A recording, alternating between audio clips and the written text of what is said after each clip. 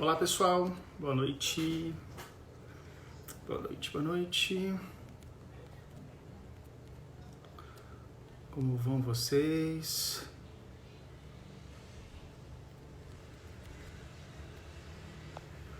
Vamos entrando.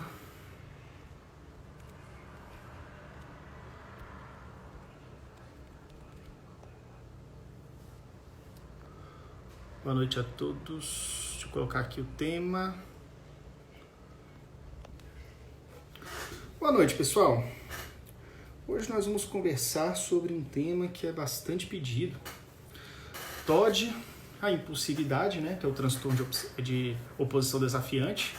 Impulsividade, como intervir, né?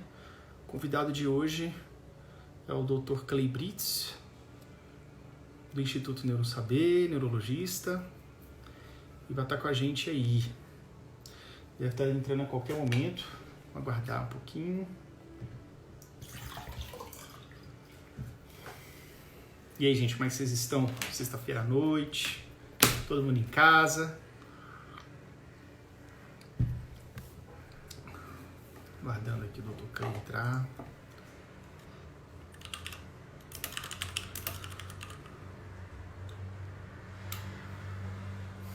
Como vai? Boa noite, boa noite, boa noite. Bem.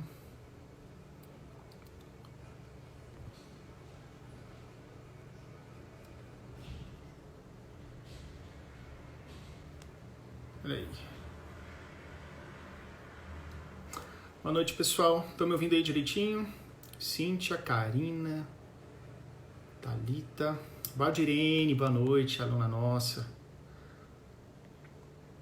Aguardando aqui, Dr. Clay, nosso convidado.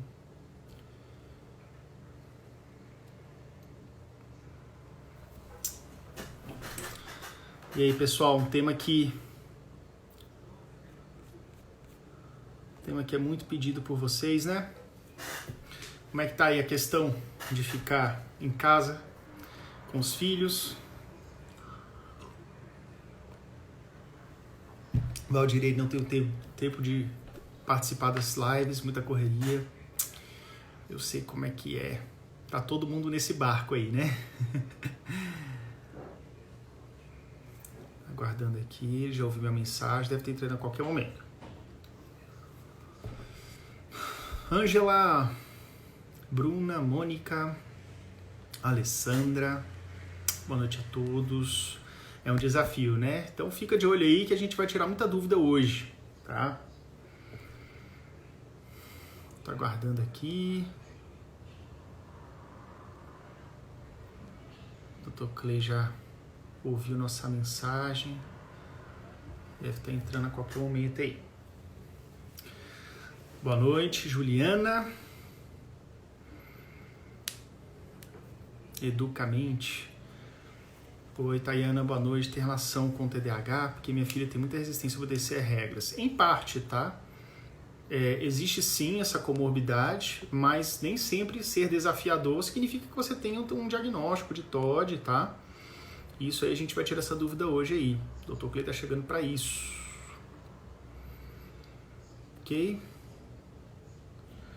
Boa noite a todos. Boa noite. Vanessa do Muvim, minha grande amiga Vanessa. Estamos aguardando aqui o Dr. Clay chegar. Tá bom?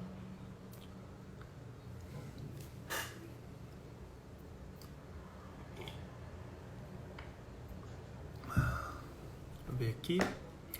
Boa noite, Mari. Tudo bem? Só um momentinho.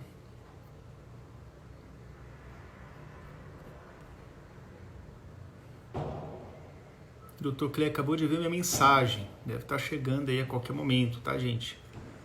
Só aguardar um pouquinho.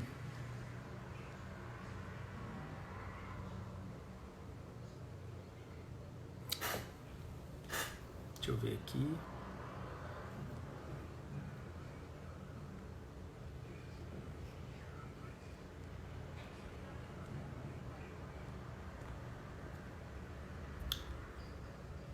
Gente, perdi meu comentário aqui. Só um minuto, gente.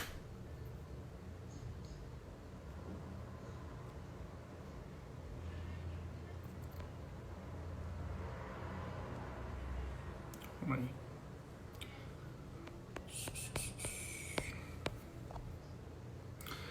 Boa noite. Dr. Clay Blitz tá entrando aí, tá, gente? Só um momentinho. Manuele, Letícia. Boa noite. Laiane. Boa noite, Stephanie.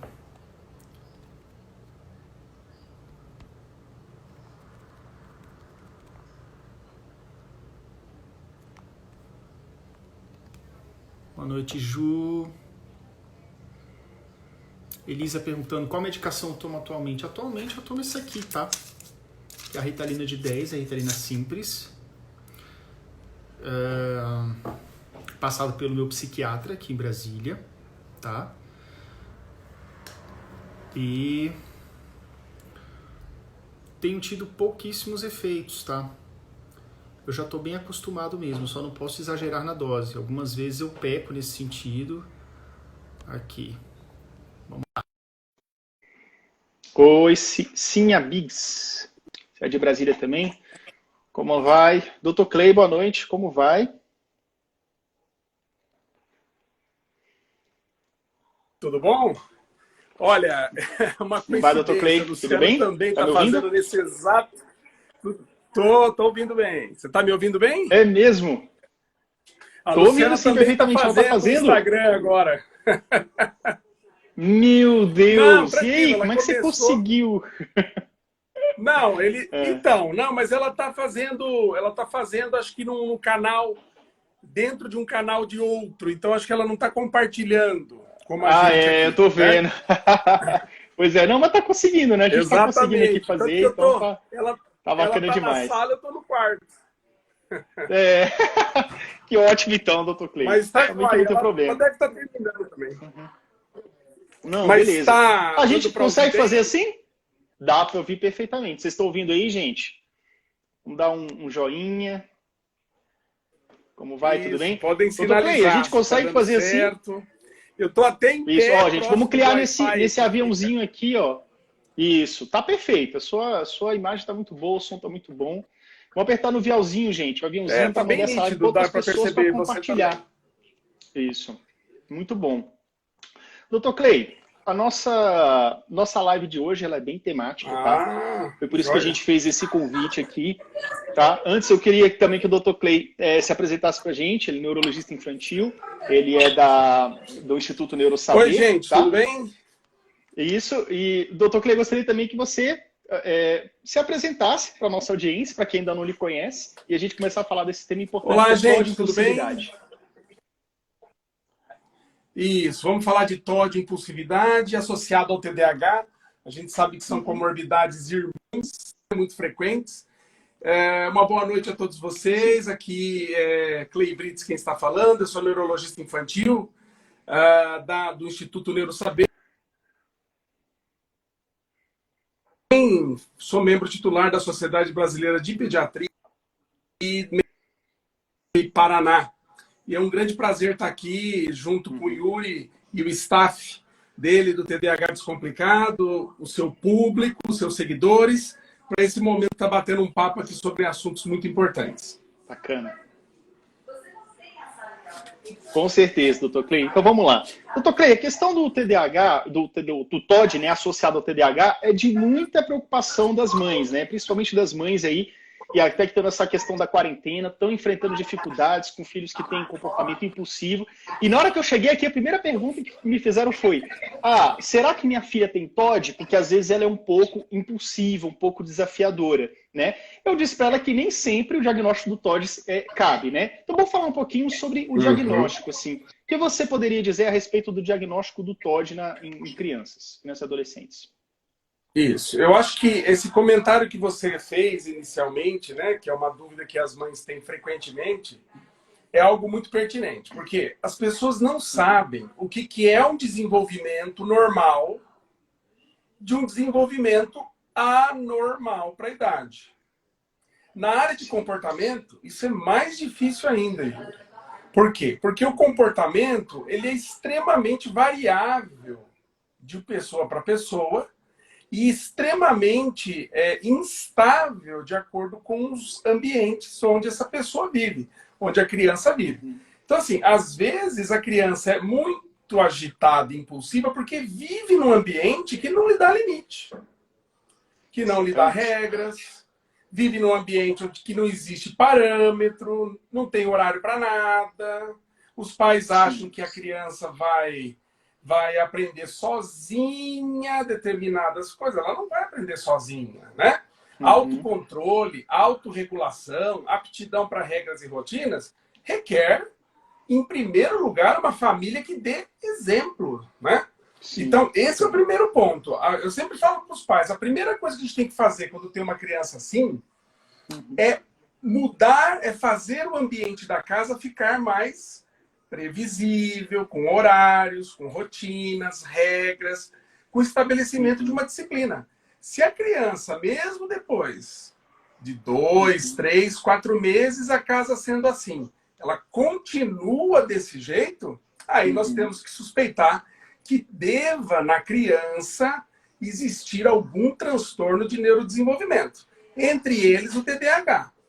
Sim. Né? Que pode Como estar... o TDAH leva a muita impulsividade, a criança não sabe esperar, ela é extremamente afobada, muda de humor por qualquer pequena frustração. É muito comum, se o ambiente da casa não mudar e não fizer um tratamento direcionado, lá na frente ela vai desenvolver TOD. Sim. Então, na verdade, o TOD ele pode ser uma questão também de consequências do seu ambiente, né? Não geralmente é uma coisa que está assim, olha, ela realmente é um diagnóstico, ela nasceu com isso, uma coisa nesse sentido.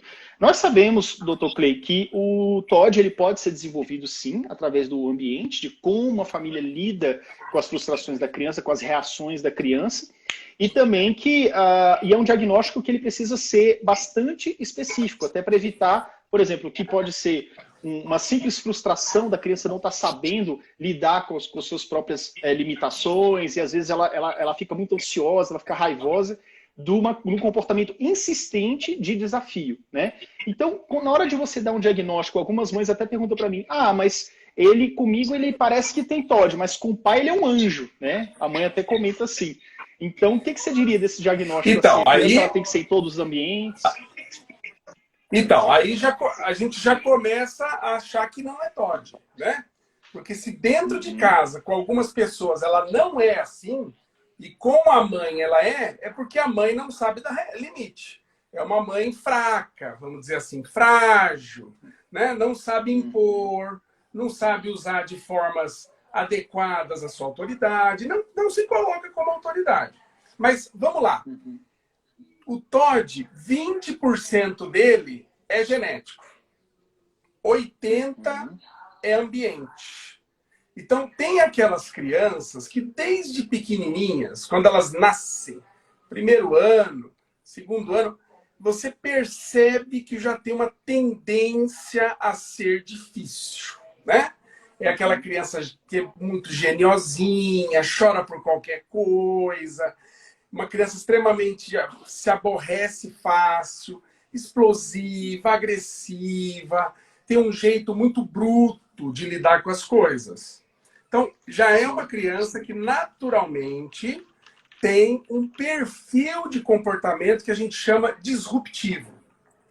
Aí você começa a ver a criança, você vê que ela não dorme direito, é uma criança centralizadora, é uma criança que, num ambiente com outras criancinhas, ela quer mandar sempre. Então, esse perfil já é um perfil geneticamente trazido lá da concepção que já demonstra que ela tem essa tendência. Agora, veja bem, uma criança dessa, num ambiente onde os pais se deixam ser mandados, o que vai acontecer com uma criança dessa? Ela vai virar uma opositora, não tenha dúvida disso, né? E às Agora, vezes pode até levar para outros ambientes, né? Às vezes o que ela está treinando, assim, praticando em casa, de repente ela pode levar essa questão desafiadora para outras figuras de autoridade, como na escola, né? Isso, doutor Clay?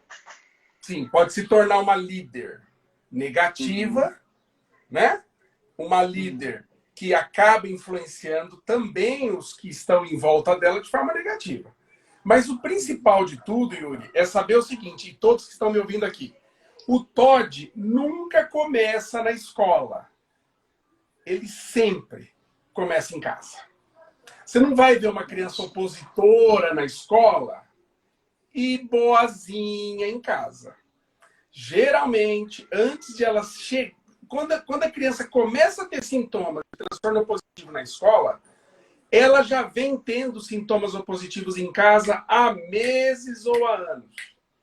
E a família, por não saber como lidar, por não ter noção da existência, da possibilidade do TOD, deixa as coisas andarem como estão, não tomam nenhuma medida, nenhuma atitude, e essa criança acaba piorando o quadro de TOD, generalizando as suas ações. Bom, o que é o transtorno opositivo desafiador? É aquela criança que apresenta uma enorme dificuldade emocional, cognitiva, temperamental de lidar com autoridades, lidar com figuras de autoridades. Essas crianças, geralmente, elas acabam tendo muita dificuldade de lidar com qualquer um em ambientes quaisquer que mandam elas fazer as coisas, que define regras, que define determinados comandos.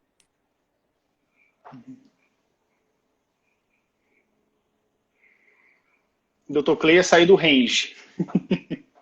Ela manda tanto quanto os outros na sua casa, que ela está no mesmo nível de comando dos seus pais, dos seus tios e depois da escola, né? Ela acha que ela está no mesmo nível dos professores, no mesmo Oi, Yuri, nível, tudo né? bem? Deixa eu botar aqui a Oi, live. como vai, Luciana? Olha esse casal querido aí, Luciana Brits, doutor Clay Brits. A gente falando sobre Eu vou TOD, colocar né? aqui, Impulsividade e TDAH. Ela vai posicionar-me melhor. Pera aí, ela vai me posicionar melhor aqui. Pronto. Pra não ficar só segurando. Desculpa, tá, Oh, coisa boa. Ah, sempre bem-vinda. Como vai, Luciana? Graças E a aí, Deus, tudo jóia. Tudo bem, deixa eu ajudar aqui. Luciana, Oi. A gente quer acha que trocar tem uma ideia live, com a né, gente? agendada? Nós temos também, vai ser na Temos. segunda-feira. Luciana, você quer falar um pouco também a respeito de que você acha das crianças opositoras, se é sempre um quadro que sempre se repete, assim, que é sempre presente no TDAH, ou é uma questão que pode acontecer em determinados casos e a família também pode estar envolvida na questão do desenvolvimento do transtorno? Graças a Deus eu tenho só um filho TOD. Se eu tivesse um marido TOD, eu estava perdida, né? Então, assim, a gente sabe Maravilha. que o TOD ele acontece em alguns casos, né, do TDAH. E como mãe, né, e pais, né, de um menino que tem TDAH, né, e também TOD, a gente sabe o quanto que isso é extremamente desafiador, até pra gente, que às vezes as pessoas falam assim, mas vocês sabem, vocês não sei o quê, mas a gente é pai e mãe, e quando a gente é pai e mãe tem outras coisas. Óbvio que saber do quadro ajuda, mas quando seu filho está altamente estressado, gritando com você, e porque você, tipo, pediu para ele arrumar um negócio ou fazer alguma coisa, é algo que realmente, às vezes, pode te tirar do sério. Então, a gente Então ele vai de sabe 0 a 1000, né? O humor dele pode ir de 0 a 1000 de repente, né? Sim, então assim, a gente sabe o quanto que isso é desafiador, não só o transtorno positivo desafiador para a pessoa, quanto para os pais, né? Porque é muito, Sim, é sim. muito traumatizante até pra gente, porque as pessoas julgam muito, né? As pessoas falam, isso é falta de Sim. surra, é falta de bater, é falta de... E no caso, né, nós temos 3 filhos, e no caso do nosso filho do meio, a gente tem a filha mais velha, que é toda certinha, toda... né, Cleicinha, aquela menininha. E aí veio o Gustavo, que era super, enfiou o dedo no olho da irmã, quase deixou a irmã cega, Meu Deus do céu. arrancava cabelo da irmã. E eles se amam, viu? Um apoia o outro, se amam, assim. Amor de irmão. E a irmã entendeu muito isso, porque ele tinha comportamentos de raiva, de fúria e que eram muito complicados. Então, assim, é muito difícil pra gente, porque as pessoas olham e falam assim, mas você não deu educação, mas peraí, eu dou educação para um e não dou para outro, né? O que mostra que realmente é um quadro biológico e comportamental, né? Então, Gente, é algo olha muito, muito complicado. Sim, e olha só que legal, a gente está aqui, né, de frente com um casal Brites aí, né, que tem um quadro desse em casa e que tem que conduzir, né, ou seja, é um diagnóstico e tem que conduzir. E aí eu pergunto para vocês, gente, então dê a fórmula mágica para essas 440 mães que estão aqui, a fórmula mágica, assim, qual a melhor condução nesse caso, né? Eu acredito que talvez possa ter uma intervenção medicamentosa, tem que ter terapia, tem que ter maneira de falar. Como vocês lidam com as crises? Se acontece uma crise hoje, como vocês costumam lidar com isso aí na casa de vocês? Bom, eu vou colocar como ocorre em casa, mas eu vou já extrapolar para todos os lares, né? Certo. O correto é não valorizar as crises de raiva. Saber que elas vão acontecer, a crise vai acabar ocorrendo, porque esse jovem tem muita dificuldade de autocontrole frente a frustrações e manter aquilo que foi colocado. Se eu falei não, se é metade não é inteiro, é amanhã não é hoje, ele está lá gritando, deixa ele gritar. Terminou a gritaria? Pronto, é amanhã só. Acabou. Então, não valorizar a raiva. Né? A raiva faz parte e os pais têm que agir de uma forma muito tranquila.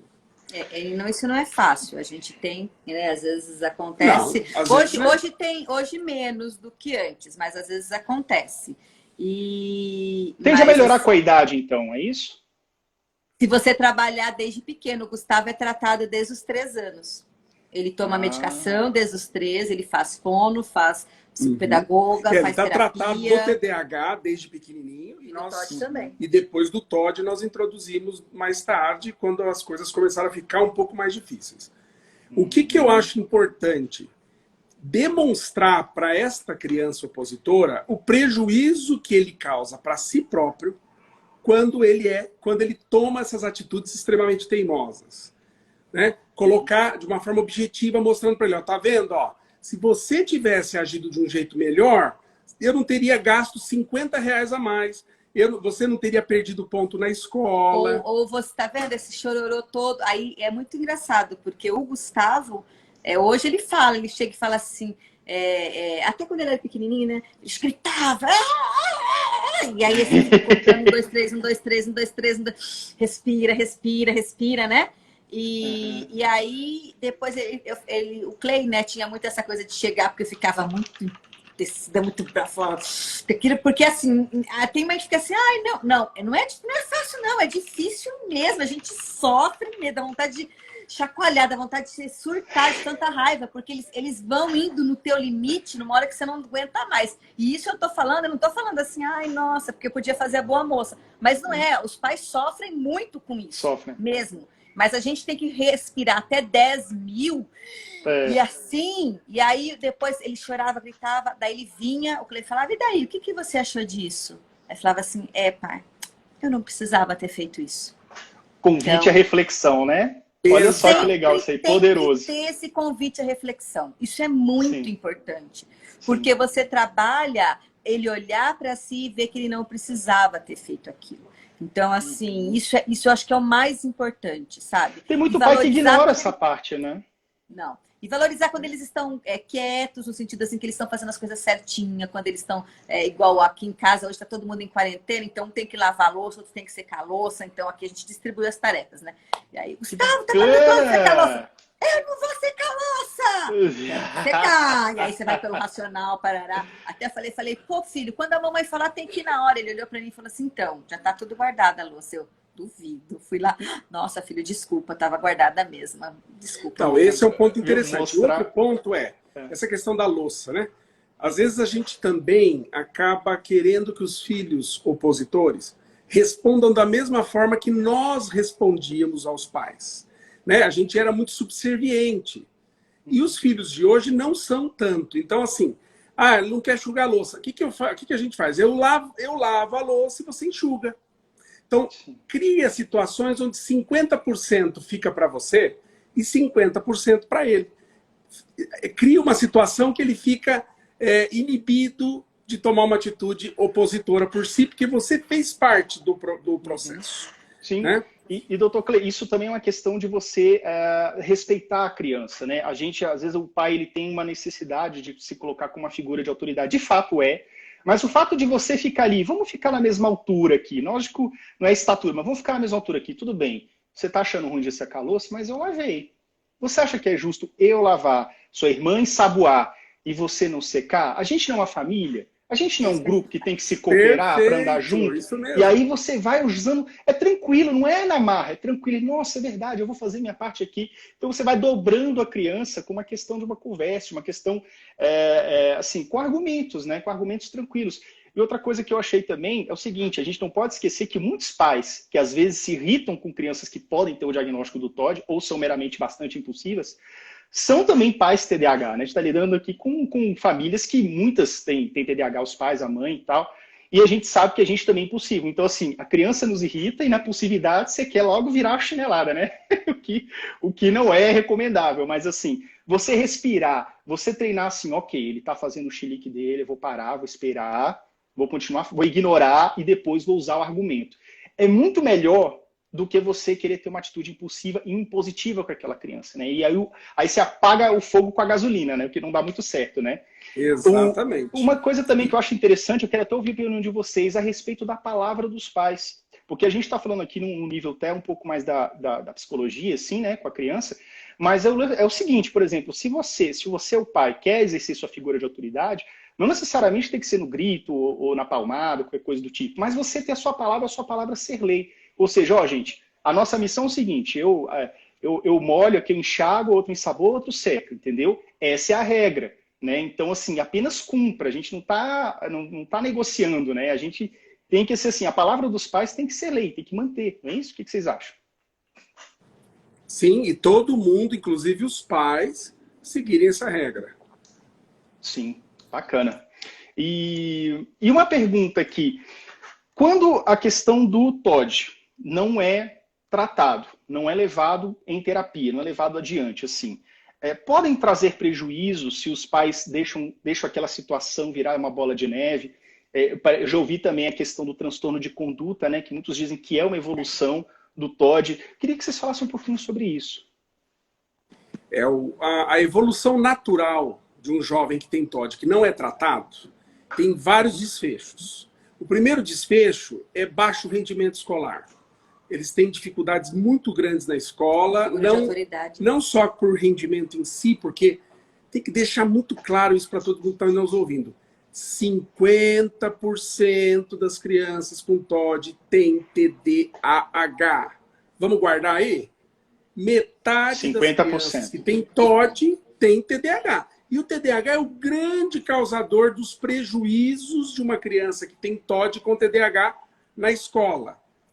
Outro problema, essa criança vai acumulando durante toda a sua história de vida que ela é ruim, que ela é difícil, que ninguém gosta dela, ela perde amigos, ela cria conflito nos grupos, na família ela é a que azucrina, a que cria problema na hora do almoço, da janta. Então, esse jovem ele cresce com baixa autoestima, ele cresce se vendo como alguém que não vai dar nada, como um problema. E aí, estigmatizado. Aumenta os canais para ele se envolver com drogas, se envolver com más companhias, aumenta o risco de delinquência e isolamento de grupos bons. Ele acaba indo para grupos ruins da escola. E isso leva a um problema crônico de marginalização.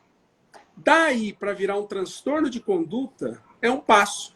Transtorno de conduta é quando o indivíduo já não reconhece de forma alguma qualquer tipo de controle. Tá?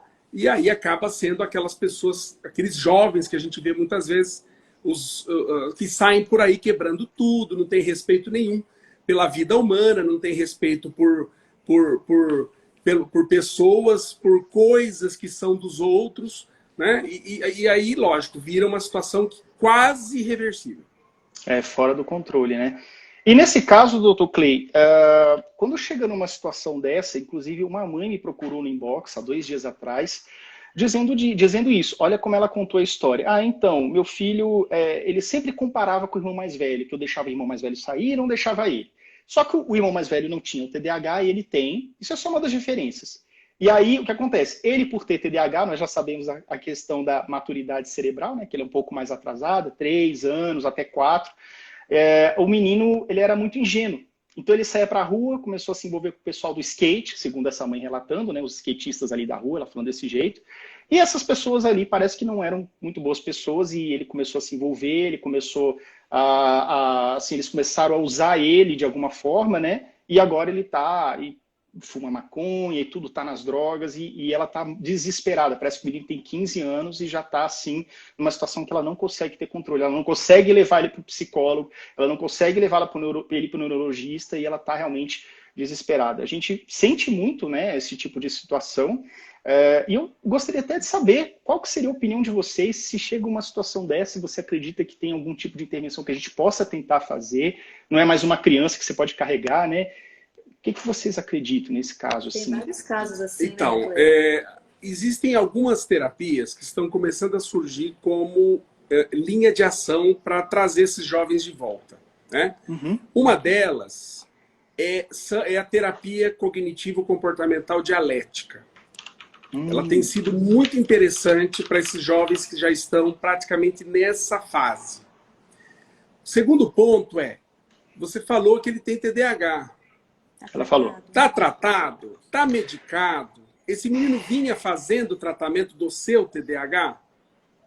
Segundo ela, não. Esse é um ponto É muito crítico, interessante, porque como não é um diabetes, como não é uma pressão alta, né? Primeiro as pessoas o encaram como uma doença, né? E é uma doença, é um transtorno, né? É importante a gente olhar como uma não doença no sentido de que, mas assim, como algo que foge dos padrões, uma disfunção importante. Então, por conta de não ter nenhum marcador físico, as pessoas por menos, não, agora ele tá bonzinho, agora ele tá mais assim, agora ele tá mais assado. E, cara, não, né? Aqui, Gustavão, Cleizão, medicados. Todo mundo aqui, todos quem tem TDAH. os dias. Eu também, ó. Assim, tem que ser. Meu psiquiatra aqui a em Brasília. Probabilidade, a nossa cachorra tá doida aqui. A probabilidade de. Vem cá, Frida. A probabilidade dela. A preta? A probabilidade. Aqui, ó. A Frida. Fala, oi, Frida. Frida. Fala, Oi, Frida! Amo o Clay, amo o Clay. A probabilidade de justamente isso, de entrar para o mundo das drogas, enfim, de más companhias, só o TDAH já é muito mais. Com o TOD, então, aqui, como que a gente sempre tem muito medo disso, qualquer pai, qualquer mãe, né? No caso, por exemplo, do nosso filho, sempre medicado, a gente sempre coloquei ele em grupos, por exemplo, de escoteiro, porque ele não gostava muito de conversar com as pessoas, então ele é mais isoladão.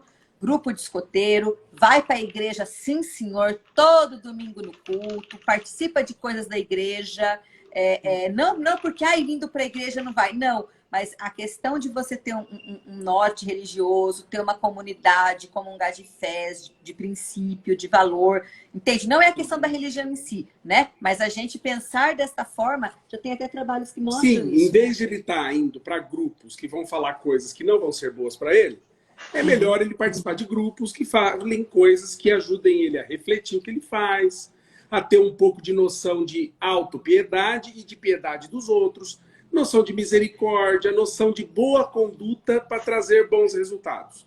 Então, essa é uma outra questão importante que essa mãe poderia estar fazendo. Levá-lo para começar, para entrar, fazer parte de grupos que sejam grupos que ajudem ele a estruturar melhor a vida dele. As relações melhores, pessoas de boa influência, né? E outra coisa também a respeito de esportes, de hobby também. Porque, assim, às vezes, muitas mães falam assim, eu já tentei levar para não sei o que, já sugeri de levar para não sei aonde, e ele fala que não quer, que não gosta. Eu acho que é o seguinte, como você ainda tem um adolescente, ok, ele pode estar ali com um quadro opositor, mas eu acho que é muito importante você mostrar coisas novas. TDAH adora novidade. Por mais que ele seja meio arredio, a gente sabe que o TDAH fica feliz com novidade, geralmente. Então, levar ele para um futsal, ver uma aula de capoeira, até jiu-jitsu, karatê, alguma coisa Yuri, que você tem um senso de atividade física. Atividade física está comprovada que ela tem efeito positivo no TOD, tá? Porque os esportes estimulam esse indivíduo a competir de forma positiva, a competir de forma, vamos dizer assim, figurada. Não é uma competição de vida, mas é uma competição esportiva. Faz com que ele direcione o interesse dele para uma competição que é saudável, né? Então, esportes. Mas eu queria deixar claro que é muito importante tratar comorbidades do TOD, que eu já acabei de falar do TDAH. Primeiro passo, tem que medicar, tem que fazer terapia comportamental, de preferência direcionar para a dialética, que ajuda bem nesses casos de TOD. Para esse jovem já não seria tanto, mas para crianças e início de adolescência, as terapias de manejo parental, elas são terapias onde os pais são treinados pelo psicólogo, pelo terapeuta. Hoje nos Estados Unidos tem 5 terapias de manejo parental bem descritas e com bons terapia resultados. Familiar, né, digamos, né? Isso. Terapeuta familiar. Como você vai falar com seu filho? Como que você vai manter a regra? Como que você vai agir no dia a dia para ele valorizar o que você fala e ouvir o que você fala? Tem várias técnicas para isso, tá? O reforço escolar e prevenção de bullying, né? O indivíduo opositor, ele pode aplicar bullying, mas ele pode ser vítima de bullying também. Sofrer também. E às vezes ele começa assim, até para chamar atenção, para querer pertencer ao meio, ele começa a praticar o bullying até muito mais, né? Então, isso é uma coisa que a gente tem que ficar atento também. Essa conduta, né? Exatamente. Doutor Clay, e existe alguma questão assim, porque eu vi, inclusive eu tenho uma pesquisa aqui que está aberta, aqui, que foi uma pesquisa que você me passou quando eu fui numa palestra lá em São Paulo, a respeito das dificuldades dessas crianças, né? Então a gente sabe que a evasão escolar é muito maior, né? Que é 3 a 4 vezes maior o abandono escolar. Isso aí, dados que você me passou de vários autores, né? Sim, são 4 vezes maior risco de repetência, 3 vezes maior risco de se envolver com más companhias. Tem a ver também com a questão do garoto ser ingênuo, né? 4 vezes mais risco de se envolver com drogas. Então, pensa bem, a questão da evasão escolar também é um convite para entrar para esse mundo assim, né? Então, a questão de você ficar... O pai não pode descuidar das tarefas. Isso que eu sempre falo, até no programa meu TDAH, ao qual você faz várias participações também, bem legal. Que a questão é o seguinte, não pode descuidar da tarefa, da questão escolar, da tarefa escolar, do acompanhamento escolar, né? Os pais têm que cobrar, têm que ficar em cima, não pode confiar na autonomia dos seus filhos, seja criança ou adolescente, né? Então essa presença é importante também, certo? O indivíduo com TDAH, ele tem dificuldade de automonitoramento. Então, assim, ele faz uma coisa, ele não tem noção se aquilo que ele fez preencheu o que era necessário, ele acha que o mínimo que ele fez já está bom, não precisa passar daquilo. Então, o adulto, o pai e a mãe, tem que ser esta monitorização. Então, chegar para ele e falar, você acha que você fez tudo? Mas faltou isso, olha isso aqui, está faltando também. Para o indivíduo começar a ter uma noção proporcional, ou seja, tudo que eu faço, eu tenho que sempre dar um jeitinho de olhar de novo, porque provavelmente ficou alguma coisa sem fazer. Só que o indivíduo com TDAH não tem paciência de parar e rever, corrigir, refazer, reanalisar. Sai errado, fica por isso mesmo, vamos virar a página. E de tanto fracassar, ele acaba desanimando e largando precocemente um caminho que ele estava indo até que direcionado para uma coisa boa. Por isso a importância da escola ter vigilância em relação a detectar o TDAH, famílias ficarem atentas com seus filhos, principalmente jovens que nasceram prematuros, baixo peso, mães que fumaram na gestação, mãe tabagista, produz muita criança com TDAH, pais acima dos 40 anos, aumenta o risco também, e história familiar de TDAH, que é quase uma regra. Então, aquele pai que teve muito problema na adolescência, na infância, que a avó fala que o pai era igual, que tinha os mesmos problemas, pode crer que teu filho pode ter TDAH também. Procura um especialista para fazer um tratamento. Aqui a gente sempre ficou muito em cima e não é fácil, não. Às vezes a gente tinha até a gente teve que contratar uma pessoa, porque às vezes eu e o Clay, a gente viaja muito e tal, e tinha uma pessoa, além de levar nas terapias e tal, uma pessoa para ficar olhando, ver se tinha feito a tarefa. A gente também olhava, depois quando chegava, como se fosse uma professora particular também para estar fazendo as tarefas e para estar ajudando bastante, né? Eu até falei que o Gustavo, ele melhorou bastante na escola do ano passado para cá, porque só tirava 6, 7, 6, 7, assim, né? Aquelas notinhas bem... Falava, meu filho, e aí, nossa, inteligente, sempre... Ele falava, não tinha paciência para montar conta, queria fazer todas as contas de cabeça, errava todas as contas, Nossa, um horror. Aí ele sempre teve muita vontade de morar fora. E aí, ano passado, a escola que ele estuda aqui, né, que eles estudam ela, é uma escola portuguesa, inglesa e tal, e começou a estar falando, olha, a gente vai começar o projeto, o programa, né, que você tem, é bem complicado você estudar para o exterior, né? E aí ele, eu quero. E falei, bonitão, mas você tem que ter nota, porque você acha que o povo lá vai... Não aceita, lá, né? Não, que vestibular, filhinho, não sei o quê. E aí ele ficou desesperado. Desde o ano passado, ele está entre os 3 do ranking na escola. Só tira 90, 85, maravilha. 90. Mas está medicado também. Está medicado. A gente tem que sempre estar lembrando isso, né? Sim. Não é milagre só fazer isso. Precisa medicar. O TDAH precisa ser medicado. Porque o Yuri acabou de comentar uma coisa importante aqui, que nós já conversamos em outros encontros. O indivíduo com TDAH apresenta desmaturidade cerebral. O cérebro não está maduro para a idade. Ele está 3 até 5 anos mais imaturo em vários aspectos do seu funcionamento cerebral. Então, o remédio é essencial para fazer o indivíduo dar conta daquilo que condiz com a sua idade. Então, aí e sempre a gente deu nas férias. Tem que dar nas férias, todo dia. Tem que continuar, né? Permanecer. E me diga uma coisa, Luciana, você comentou agora a respeito das notas dele melhoraram bastante, né? Então a gente sabe que tem um tratamento, tem uma terapia, tem a medicação, né? Que vocês estão aí fazendo direitinho, né? Dando exemplo até para as mães que estão ouvindo aqui a gente. E com relação aos estudos, então, foi só aula particular? Teve recompensa? Como é que foi para ele sair de um menino 6 para o menino 10? Como é que foi essa questão dessa transição? Motivação. A gente sabe que também o TDAH, quando tem motivação para fazer as coisas, eles hiperfocam e ninguém... Igual o Clay, por exemplo. O Clay sempre teve TDAH. Como que fez medicina? Como que fez todas as coisas que fez na vida? É porque o Clay sempre amou estudar. Ele ama estudar, ama ler livros, ama... Ele quer dar um prazer pro Clay. Manda ele... tem que escrever um artigo científico. Nossa, vai escrever um livro. Nossa, Clay ama. Madrugada dentro. Ele ama, entendeu? Então, assim, isso é uma coisa que dá prazer. Então, tudo que dá prazer aumenta todos os neurotransmissores lá e aí eles ficam focados. Então, com o meu filho foi a motivação. A gente não mudou nada. Ele sempre teve algumas professoras particulares, eu sempre incentivei muito isso neles, autonomia.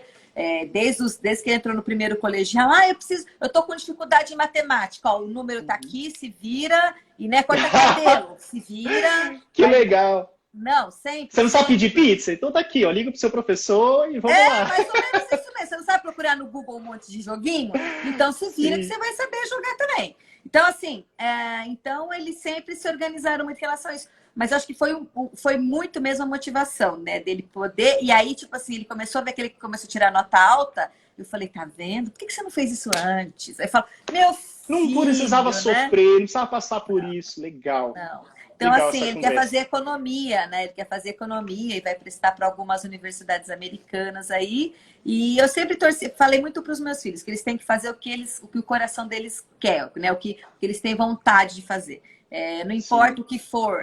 Vai fazer o quê? Economia. Não, ele tem que fazer o que ele gosta. Porque quando a gente faz o que gosta, a gente faz bem feito. E para o TDAH mais ainda, né? Porque aumenta a motivação, aumenta todas aquelas coisas lá que tem que aumentar de neurotransmissor. E daí eles vão aprendendo cada vez mais. Entendeu? Todos os neurotransmissores têm que ficar reguladinhos, o medicamento... Olha, inclusive tem gente aqui perguntando aqui, a gente já está indo para o finalzinho aqui do nosso encontro.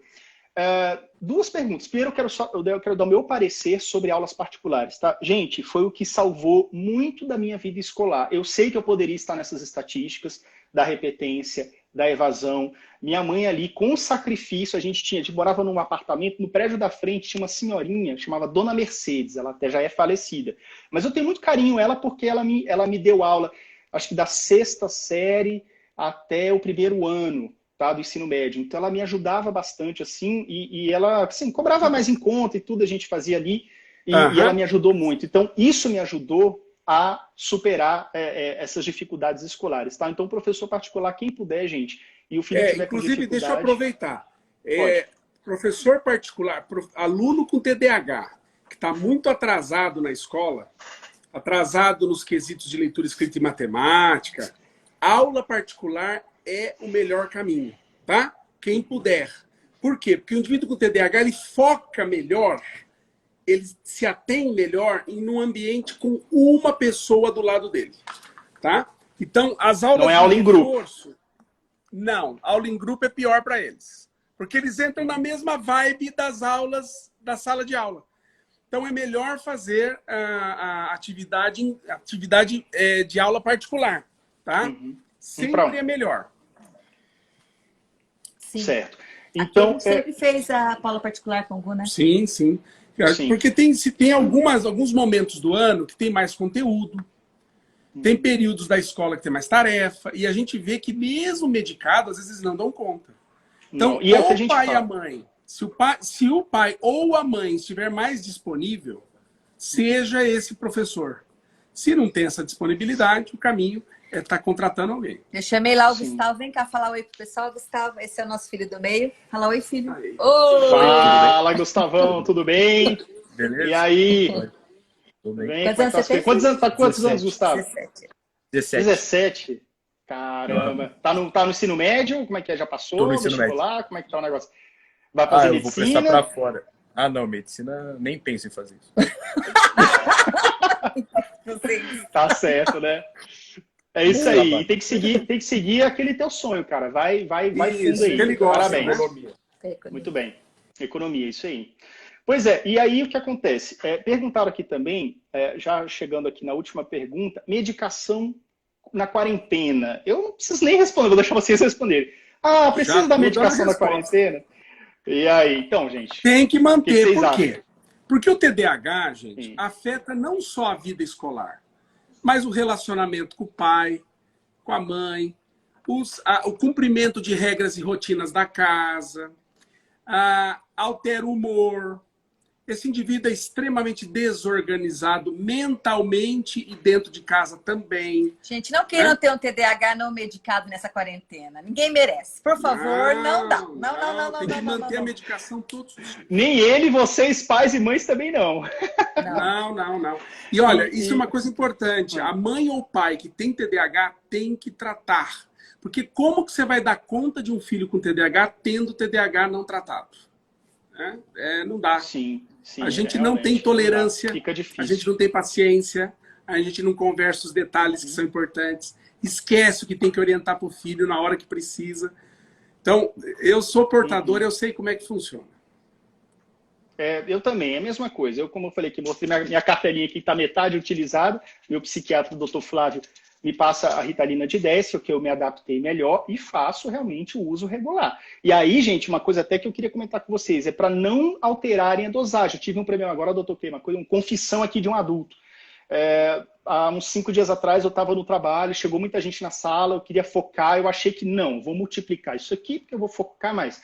E aí eu acabei tomando o dobro da dose, tá? E fiquei mal, não fiquei bem não. Tá? Então, assim, a gente tem que manter um equilíbrio, porque quando você foge muito, eu vou tomar o dobro, o triplo, ou então vou parar de tomar abruptamente, você interrompe o tratamento e você pode ter consequências, pode ficar tonto, pode, sei lá, né, passar mal, então você tem que manter essa constância, né, doutor?